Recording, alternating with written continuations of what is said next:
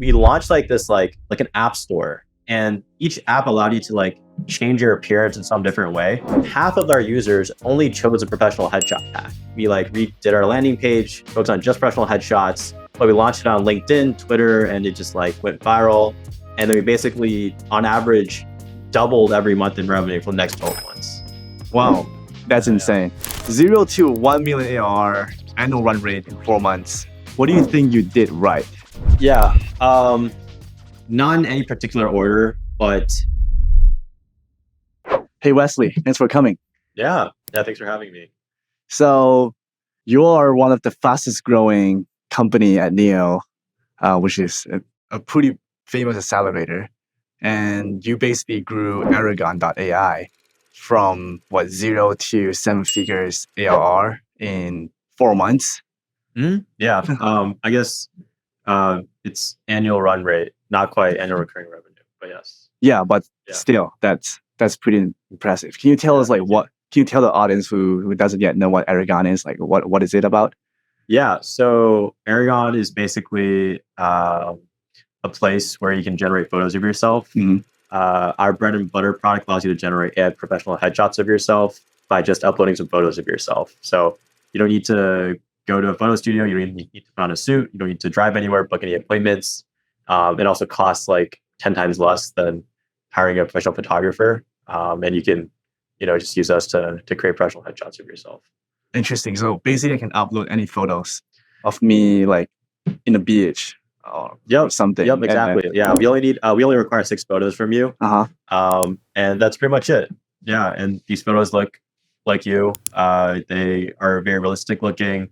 And we basically give you, a bunch of photos in different backgrounds and different like professional outfits you can use for LinkedIn, stuff like that. We also have a few other products. We have an AI photo editor. We do like Christmas photos, dating photos, photos for doctors, photos for real estate agents. We sell to businesses as well. So yeah, we have a whole suite of products now at this point. Super interesting. So 6 photos are uploaded, and then it could be useful mainly for like LinkedIn photo shoot. Yeah, that's a main use case. LinkedIn, social media, maybe like modeling portfolios, like for books. But just like basically like personal branding, personal marketing. You want to look good online. So it's like your first impression. Very interesting. Yeah, I mean, this is one of the earliest on the AI use case there. And when did you start this company? We incorporated the company October 2022. And then we launched our AI Headshots product in February of 2023. So February 2023. Yeah, so around a year and a half ago is when we first launched. Yeah. Wow. And so fast forward today, you guys are growing super quickly. And we're about to cross 1 million users actually. Wow. Yeah. Wait, that's insane. Yeah. 1 million active users or registered users? 1 million registered. 1 million registered. Yeah. Very cool. And how many of them are paid, or is it everyone registered or paid? A decent amount is paid. Yeah. I would say like not everyone who like signs up pays, but like a good amount. Cool.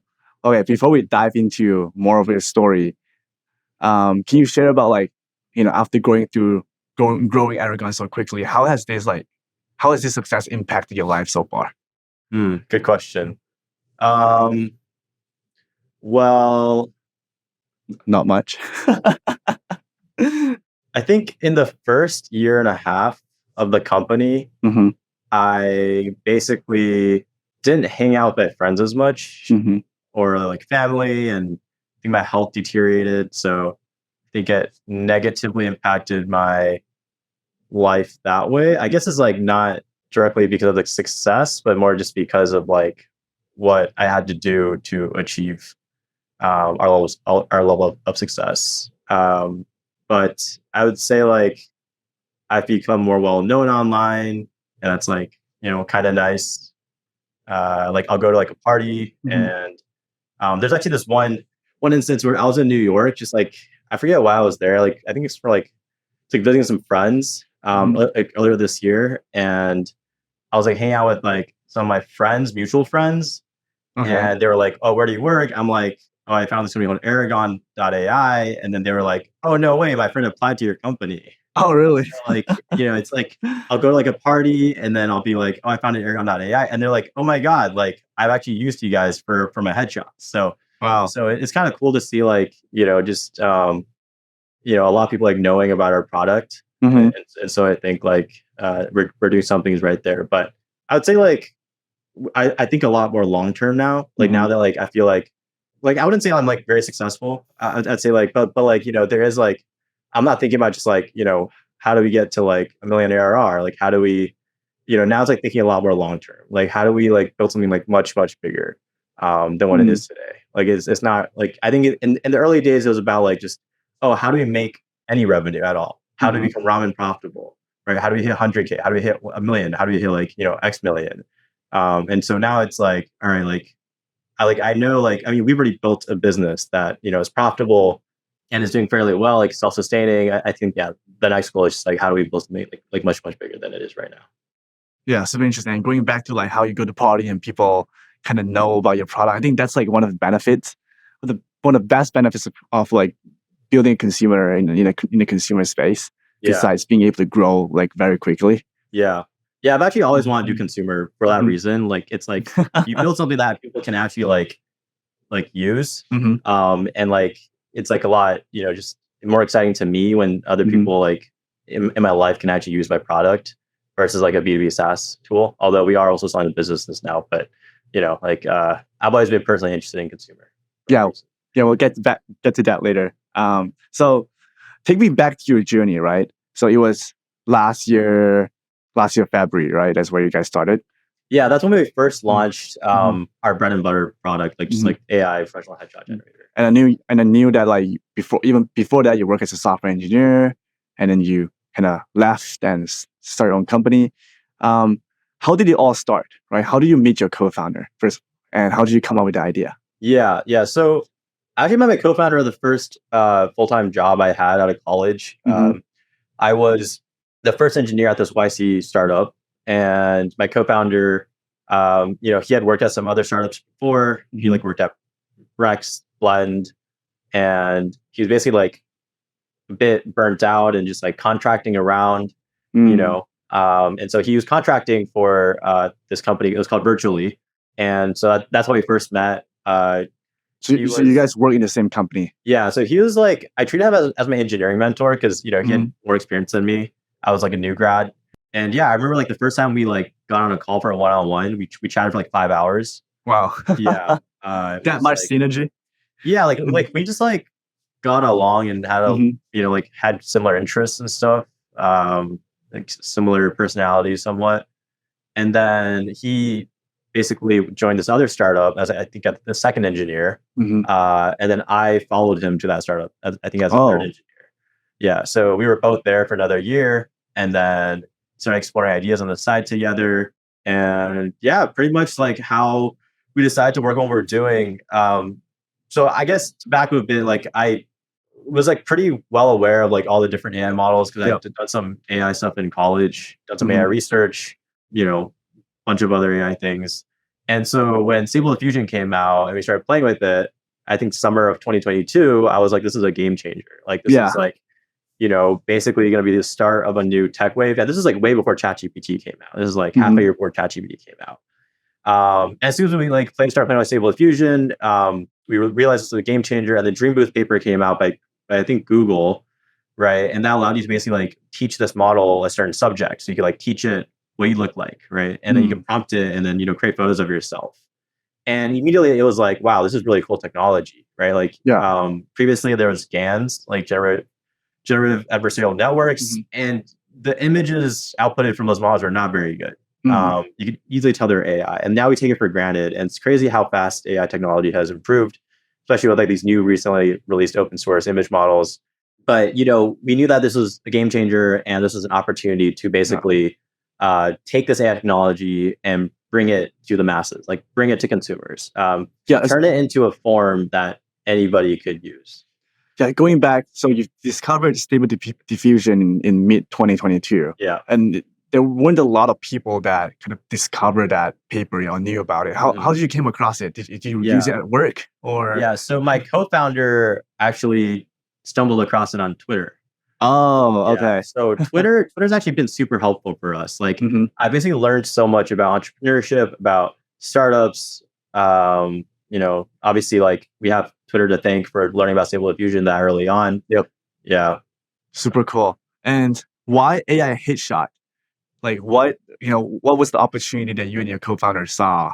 Or Yeah. what was the journey like finding this idea? Yeah. So, I mean, like for me, I've always been into AI and I've always really been into consumer. I've always wanted to sort of like take these like advanced AI models that came out of research labs and turn it into a form that, would be helpful to, people, right? Like just like turn it into a useful tool, right? Like Mhm. create something that's like beneficial to society. And we knew this tool, we knew these models could be used for that, but we didn't know like how it could be Yep. used, right? Like the form Mhm. factor. And so we basically just started like launching a bunch of different products, a bunch of different apps, and just talking to customers. Mhm. We're just like seeing where the pain points were, like seeing like what people wanted to pay for. And there's like one thing we did was we launched like this like basically like an app store, and each app allowed you to like change your appearance in some different way. So like one of them would maybe like turn you into like anime characters. One of them might turn you into like Disney princesses, right? Or like Mhm. one of them might turn you into just all sorts of they give you different hairstyles. And one of the packs was like an AI professional headshot pack, right? So like you Okay. basically create professional headshots of yourself. And when people paid us, basically you could choose 4 packs, Mhm. and half of our users only chose a professional headshot pack, right? So it Oh. was like not only were people basically, I basically what our customers were telling us was that okay, not only are half the people coming to our site they only want the headshot pack, but also that they value it as at 4 times the price of any other pack. Right. And so we were charging, I think, $30 for 4 packs. So, we were like, a lot of our users are just creating the professional headshot pack and they seem to value it 4 times more. Why don't we just only sell the professional headshot pack, for $30?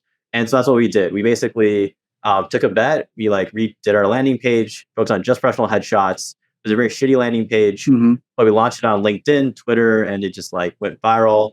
And then we basically, on average, doubled every month in revenue for the next 12 months. Yo, that's sick. So initially you didn't know a headshot was gonna be that thing. You just launched a tool basically you can change your image, your Yes. personal photo to Yes. anything Right. you want. Yeah. Yeah. And I guess it wasn't just like customer data that Uh-huh. led us to redesigning our landing page and pivoting in this direction. But it was also like, I guess, like first principles thinking, right? Like, sort of, a lot of people say, or like, what a lot of startup founders say is that you want to build something that is 10x better than what the solution was before. Yeah. Right. And, this is not only 10x, this is like up to 100x better, because the amount of time you save, like normally you have to, like basically like if you go through the process of getting a headshot done, you basically have to go online, make a bunch of phone calls, book an appointment, wait for the appointment time and day, put on your suit, do your hair, do your makeup if you're, like a girl, and then, drive to the place. And then, for a few hours, you get your headshots taken. It's like one shot or nothing. Yeah. It's very awkward. And then you wait a day or two for the editing, right? Yep. And it costs $200. Not Yep. only are we, taking the price and bringing it down 10x to just like $30, but also it only takes like 15 minutes. At the time, it took, I think, half an hour to an hour. But like it's just like at least like 10 times 10 like better, like sort of improvement. Yeah. I actually took a headshot late last year. It cost me $200 per hour for the studio. Yeah. Right? Yeah. They're very expensive. Yeah. Yeah. And like our earliest product, like it wasn't even that good. Mhm. Like we would, I think, generate I think the first one was 40 photos. And we started generating 260 photos for people, 256 photos. And like sometimes like you'd only get like a few good photos, but it was still worth the price and Mhm. and it was still worth it. It's still like be better than like, doing it the traditional way. Yeah. Because you only need one good one. Yeah. Yeah. And obviously, as the model progresses, your product also becomes better and better. Yeah. Yeah, yeah. So it's only gonna Yeah. improve. Yeah, now it's like, Mhm. I don't know, 80-90% of the photos are like usable. And now the problem is like, not that they can't find one, it's like, which one do I choose? There's too many good ones. And we have an AI photo editor too. So you can actually like edit your photos without needing to have like someone Photoshop it. Very interesting. Cool. So you found your kind of your market pool, and were like you and your co-founders still working your job at the time when you guys launched? No, so I had left my previous job already. I remember like the day that I think the day after I left that company, I started this company. So Yeah. you actually left your job first before building anything for your company. Yes. Well, I guess we were like playing around with ideas, but we hadn't like built anything. Yeah. Like I was doing like customer discovery. I was like making phone calls on weekends, stuff like that. But I don't remember like us like actually coding anything. Yeah. What are the ideas you guys thought about before Yeah. deciding on building this package of different? Yeah. Like basically like AI stuff. Yeah. So there was like two industries we were interested in. One is HR tech. So we were actually like, I think there were some things that could have been improved about like the management and culture at my previous company. And so we were trying to like build some tools around that, maybe like to create better culture for remote employees, remote teams, stuff like that. But nothing to do with stable diffusion. No. And then we also were looking at ag tech, so like agriculture tech. So I was basically like cold calling like farmers and like going to farmers markets to like just do customer discovery. Yeah. Cool. And then after many kind of being the idea maze. Yeah. So HR tech was around solving our own problems. Yeah. Ag tech was around an opportunity that was like sort of that a lot of people hadn't really tried to tackle. Like, it's sort of like bringing technology to these like, old industries. And then AI was really just like, game changer. These new models came out. This is like a technological shift. And, like in technology, like timing is very important. It's either like regulatory shifts or like new technology waves. Like these usually create a lot of new companies. Yeah. And you guys just like hacking around, see what sticks and we had a thesis and we just like kept launching products. We launched like, I think over around 24 products. Wait, before launching the AI headshot? Yeah. 2000? No, 24. 2000, yeah. Yeah, like around 20, yeah. Wow. What were the other ideas? Just curious. Well, some of them were like the different packs, like hairstyle stuff. There's like stuff around like just like AI image generator. I think our first idea that we applied to YC with was like, you basically like, it was like for writers, like as you write, we create cover photos that accompany the writing. Oh, right? So like if you're writing a blog or you're writing a news article, right? Like you need images, right? So like we generate the images as you write. I actually don't remember the other ideas. Yeah, but there were, I guess, like logo generator, graphic generator. We were actually featured in a Sequoia market map for like AI graphics or something. I don't quite remember, but you guys were super early then to be featured in there. Yeah, we were the first Sequoia market map. Yeah, like and like it was because our landing page was just like, I think it was like 10x faster graphic design, 10x cheaper or something. We were doing like ML infra stuff as well, like at some point, because we discovered a lot of problems ourselves, like prompt engineering. So we were like exploring some ideas around like helping people iterate on prompts more easily. There wasn't that much infra around like diffusion models, like image models. There's a lot of like people like building infra for like LLMs. Yeah. But not so much for LDMs. Yeah. Interesting. Cool. So fast forward, you guys found the market pool and talk about fundraising. Like what happens, when you have the market pool, what happens next? Yeah, fundraising. We launched a product in February of 2022, or sorry, February 2023, and started making money, hit ramen profitability, and then we started raising in April. So like 2 months. Yeah, like a month and a half. Yeah, we like applied to Y Combinator, we applied to Neo, the Neo Accelerator, and then we got into Neo, and then we got into Y Combinator, and I guess like those are like pretty like life changing for me. Like those were like some of the like happiest moments of my life because we had tried to raise in 2022, like right after we started the company, and we talked to a lot of VCs, talked to like Sequoia, and we were just like not very, well prepared. And then, like it was like the first time like a VC like, made a bet on us. So I remember like, that moment very well, like when Ali Partovi, CEO of Neo, just like, gave us an offer to the Neo Accelerator program. And we got the YC as well. And that was like, like I've always wanted to get to YC. Like that had been my like dream. Yeah, you worked for a YC company before, worked right? at 2 YC companies. Two. My co-founder also worked at, he was an early engineer at Brex, and then also the YC companies that I worked at as well. And so that was a dream come true. And so like, like we were ecstatic. And then we started like trying to raise a seed round. Like you try like using that like sort of that momentum. But I mean that was a crazy week. Just learned a lot about fundraising, and we ultimately chose the Neo Accelerator. Yeah, and you wrote a famous blog about that, which people can read about it if they want. That went super viral. I basically wrote this LinkedIn post about why we chose Neo over YC, and got 1 million impressions in a week. I got 10,000 followers on LinkedIn, and the Business Insider reached out and interviewed me as well. Shit. Yeah, and I remember you told me you got lots of like people asking you, deciding Neo versus YC after that. And lots of deal flow coming your way. Super cool. So 0 to 1 million ARR annual run rate in 4 months. What do you think you did right? Is it the timing of the market? Is it your marketing strategy? Maybe the product? I think there's like maybe like 3 to 4 main contributors. Not in any particular order, but timing. Timing was definitely very important. I think it is much harder to grow that fast now, like launching a product in our space, like very difficult. We actually see new competitors coming up almost every week. Wow.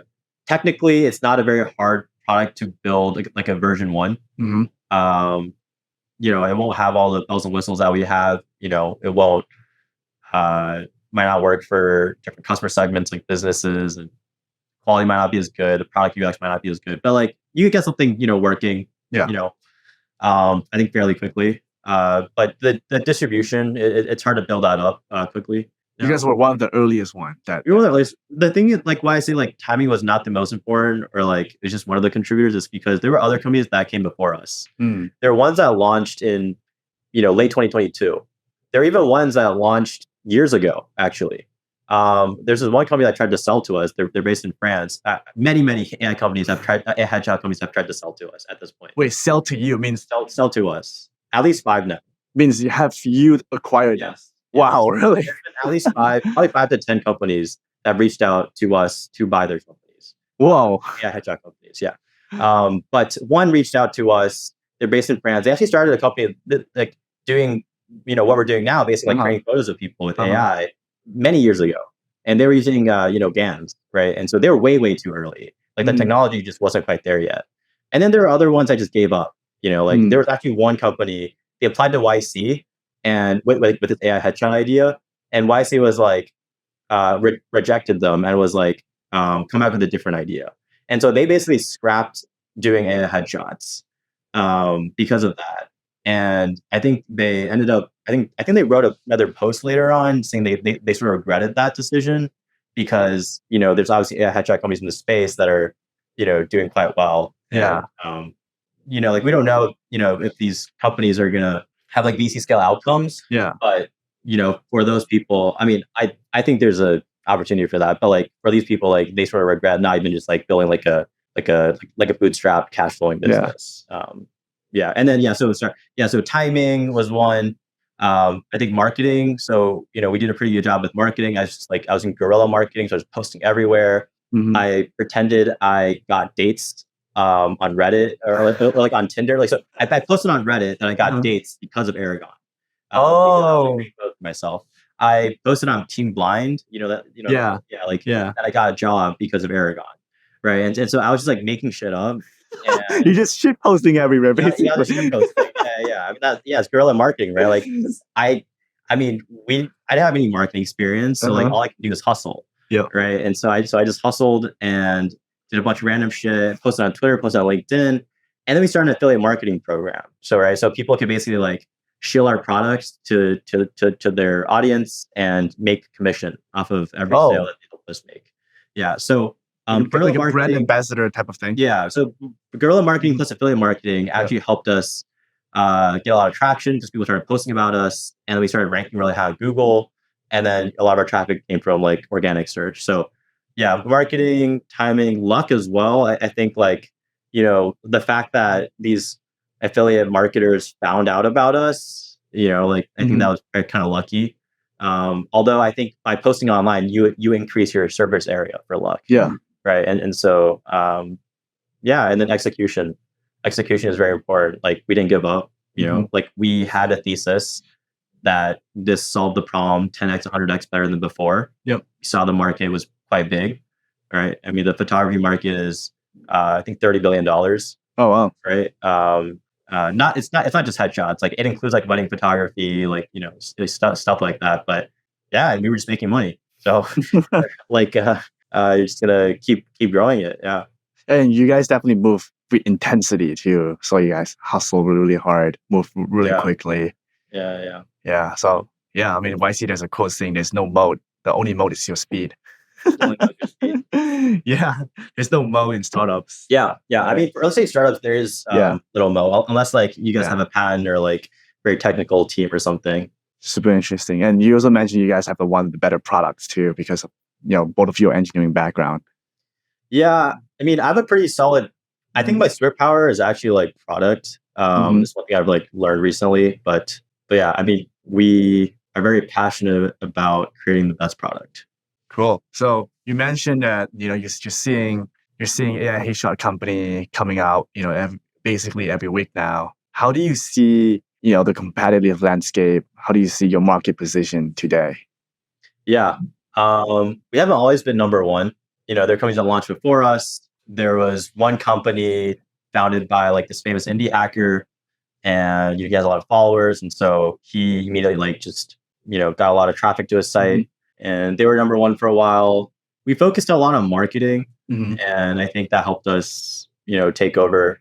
And I would say it's mostly between us two at this point. Like at least in this like sort of AI headshots niche. Yeah, there's a lot of other companies that have come and went. Like I actually know a lot of these founders, like personally. Oh, in SS? Yeah. There was one that was competing with us, and I texted him from like here and there, but he's working at a different company now. Oh, yeah. But yeah, like I mean, so many companies have just like came and went, and there's new ones popping up, and they mostly just like copy our product, like almost exactly. They can't copy everything, but they copy like bits and pieces. Like for example, our landing page, like so many companies have that like scrolling pattern now. Oh, because like we basically sell like these like industry like practices at this point. Like our onboarding flow, like I was using like one competitor's product today. I was just like checking them out, and basically the exact same like sort of onboarding flow as ours. There's a lot of things that they haven't implemented because it takes a lot longer, but like at least like the steps, like the orders, like sort of like the what's a sure giveaway is like we have a step that asks people like what their ethnicity is, and not only is like and there's like 10 of them, right? And like you could like basically have them in any order, or like like name each ethnicity like something different, right? Like it could be like Asian or like East Asian, but like they're the exact same as ours, right? It's like even the things in the parentheses are the exact same. It's like Middle Eastern, like I don't know, like North African or something. That's when you have made it. Yeah. People copying you. Yeah. How do you feel about this now? Like, do you feel like there's so many people trying to like get into the space, or is copying what you're doing? How do you feel about this? Like, do you feel like if you stop working hard, if you stop moving fast, people are gonna catch up? Yeah, like, for sure. Like I have friends who are like, why don't you just like, just cash flow this business? Like, go do something else, travel, and just pocket all the profits. But it's not that easy. Like if we stop working on this, I think other people are going to basically build better products. Other people are going to, take the market share. Right. And, one reason for us to keep building is like, we don't want to lose the spot. Like we want to, So I mean, who doesn't want to? I mean, I guess some people don't really care, but like I'm a pretty competitive person, so I want to be number one. But then also like you want to grow your business, right? Like you don't just want to like even if we could just like cash flow and just like let it sit and like make money, like that's like kind of boring to me. Like I think you would get tired of sitting on a beach all day. Yeah, man. Yeah, that's the spirit. You wanna be number one. You don't want to keep growing. Yeah. Right. Yeah, that's super inspiring to hear. What do you think about from your CAC and kind of repeat customer perspective with this in this like very competitive landscape? Do you feel like your customers are with more and more competitors in the space, is your CAC gets higher and customers don't repeat as much? Technically non-recurring, but yeah, people, there's a lot of word of mouth going on. People do like buy our other products, like dating photos, stuff like that. Our B2B customers are recurring, as new employees join, stuff like that. And our AI photo editing tool is recurring as well. But our CAC hasn't really increased too much. I should probably look into like why, but I think it's probably because we actually don't pay for most of our traffic. Okay. Right. Like a lot of it is organic search. Those are like two of our biggest distribution channels. How about from the affiliate side of things? Affiliates, yeah. I mean, that's like ROI positive, right? Because it's like we only pay them if they make a sale, right? And I think our affiliate revenue has actually decreased over time because a lot of our affiliates, they were like Google affiliates, like search engine affiliates, right? Like so like they have blogs and stuff. And then like basically what happened was like as we climbed the ranks, we just replaced them. So yeah. And then we do run some ads. Ads CAC is like, I mean, it's like profitable. It's like doing fairly well. Yeah. I can see how your ads can be profitable. Yeah. Oh, it doesn't really scale? Yeah, I mean, there's a cap for like Google ads and stuff. Yeah. Oh, there's a cap on how many customers can get. I'm not an expert, but yeah, I think so because you can only run so many Google ads on high converting, on like ROI positive keywords, and those keywords only get so much traffic.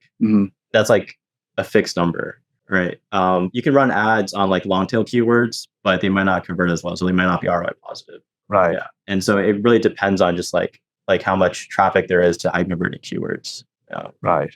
And it's the same as organic search actually. Like it's also kind of capped, but I'd say it's like less capped because it's easier to get a positive ROI. Like you can like run, like you can like basically like try to rank for long tail keywords and bring them to like the buyer's journey funnel. In terms of the future of Aragon, do you see this as more of a consumer play, or do you feel like this is going to be more of a B2B play like in the future? We'll see. We'll see how things go. Follow the Aragon journey, and you'll find out. But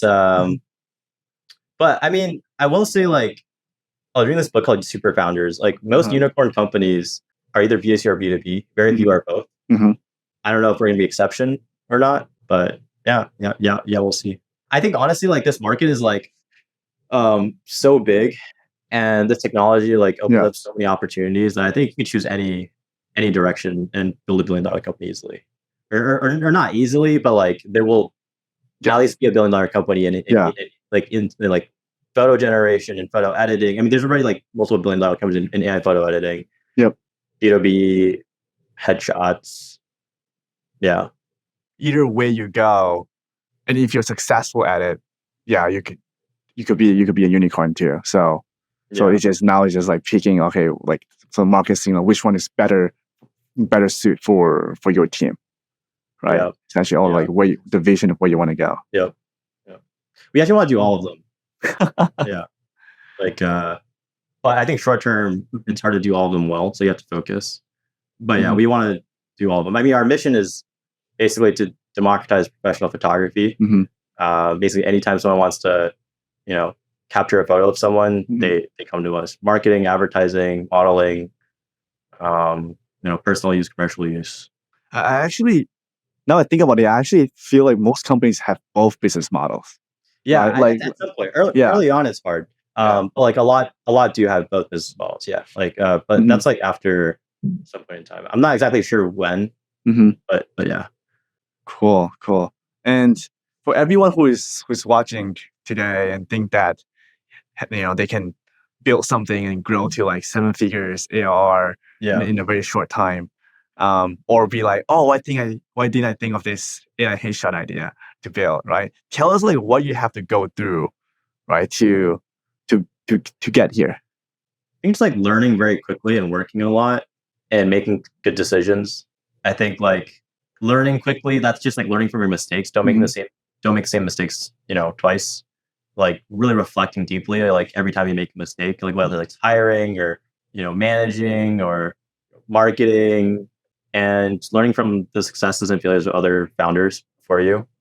We both, me and my co-founder, pretty much like gone through like every YC video, like prior to even starting our company. Like we were very, very like ingrained in like the startup world. So like we knew like everything, and I think it is actually very helpful to like go through all that content.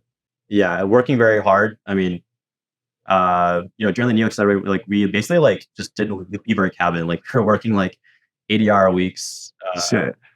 And yeah, I remember like our servers were like going out like at this one point in time. My co-founder basically like didn't sleep and eat for like 2 days. I was like bringing him food, because he was basically like trying to rewrite entire backend and pro, and keeping everything afloat, like with scripts, at the same time. Yeah, I forget what the third one was, but yeah.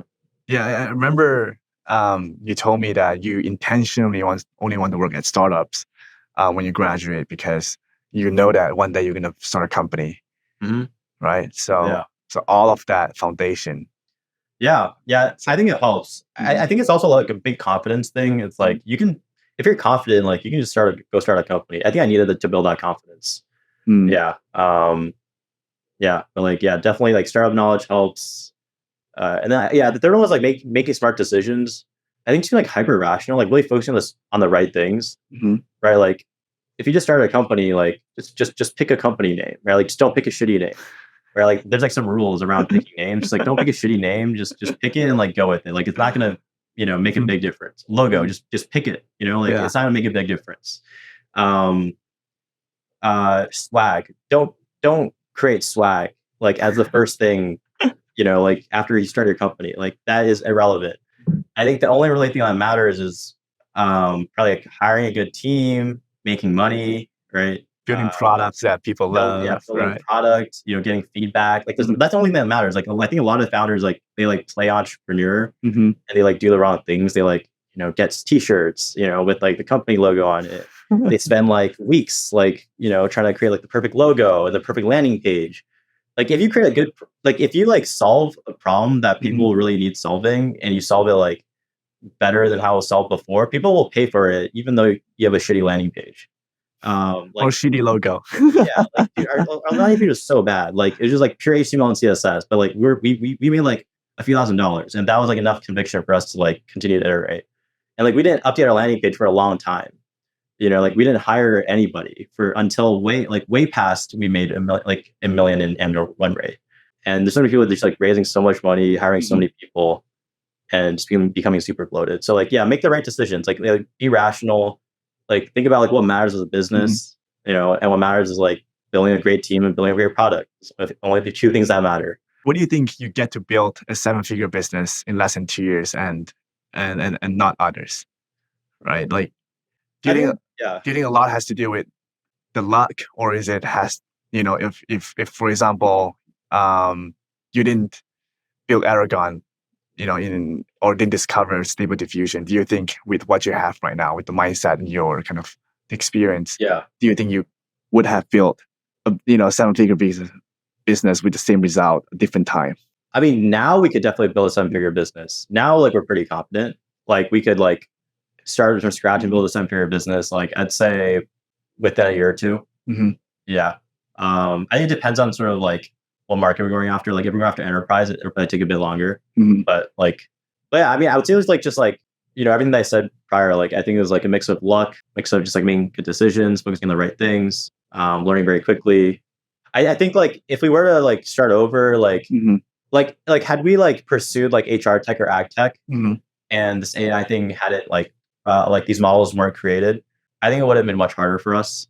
And which is why I think, when these models came out, like I jumped at the opportunity. Like I like basically was like, my co-founder's name is Akil. I was like, Akil, dude, like this is the opportunity of a lifetime.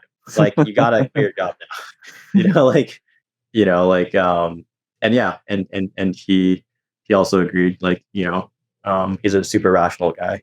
Like, we looked at the data, talked through it, and it was a pretty opportune moment. And there weren't a lot of applications yet, though, at that time, right? And there's also like it's also quite hard to tell the models are gonna keep improving, right? Like at that time, I mean, now it's pretty obvious because like everyone is trying to improve the model, and the models are being released like every freaking week, right? New models are being released. But at that time, it wasn't like that. Things were very unclear. Things were like, dude, like until we hit like over 7 figures in revenue for multiple months, we were still like unclear that this was a business. we were still doubting ourselves that we had product market fit.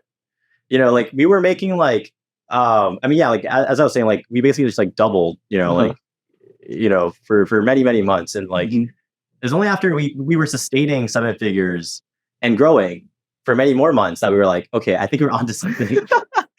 like which is kind of funny because like for most companies, they'll be like, they close at 10K, make 100K in revenue, and be like, we have product market fit. Or like they have an LOI and they go to investors and be like, I think we have product market fit. And so we were super, super critical. Yeah, but does it have to do because you worked at 2 different startups before and you see how real product market fit is like? So at the 2 previous companies, I actually don't think we found product market fit. Oh, which is why it contributes to your more rational thinking of. My co-founder though, he was at Brex. So he was like, I think the 20th employee there. And so they found product market fit when he was there. And so he knew what that felt like. And I think during like halfway through our new accelerator program, I think we were around like, we're doing around 7 figures. He started to feel the same way he felt at Brex. It was just like this like pull from the market that basically just react to everything. Like the only thing that like you can just wake up every morning and the only thing that you're like doing is just like, it's like reacting to like what customers want. It's like reacting to customer requests, reacting to customer feedback, try to solve scaling issues. Like that's the only thing that's like we were basically just like on autopilot. We were just doing what the market like wanted us to do. Right. And so that feeling was like a feeling that my co-founder had at Brex as well. And so there was some like sort of, like we started to believe we had something here, but it was unclear like about the market at that time. Like, would people keep wanting this, right? How big was this market? And, now it's quite clear. And yeah, like, you were saying like, it was not quite clear that these models will keep getting better. I mean, yeah, it was unclear to us too. And so we were actually like, getting ready to like build our own models, right? Like we were gonna be like, like just like, not just fine tune, but we were considering raising money to like build your own foundational model. Yes, build our own model from scratch, right? Like, and for image models, like it's not as expensive as large language models. It's like in the hundreds of thousands of dollars. So it's definitely doable. But like at this point in time, it's very clear that models will keep getting better. Yep. And the moat is really product, as it's always been, really like software. Like who can build the best product and who can get the product out to the people that love that product or like need that product. Yeah. Damn, that's really crazy to hear. Yeah. It's my first time hearing this story from you too. You like how you hit product market fit, how it felt like, and also crazy to know that Brex hit PMF only when they have 20th employee. That's so I don't think hit PMF when they had 20 employees, but yeah, he was a 20th employee, and then they grew to 500 employees in less than 2 years. Yeah, so they grew from like, I think when he joined us around 50 million ARR, and when he left, like I think 2 years later, it was like 100 million or like over 100. Holy million. shit! Okay. So like some time during his 2 years there, they found PMF, and they were grinding. I mean, Ramp is sort of like now like has taken the spotlight, but yeah, Brex was the fastest growing, I think, company for a while. It's a really crazy story, and we can end it right here. So thank you so much for coming to the pod. Yeah, of course. Yeah, thanks for having me. Hopefully, it was it's been fun.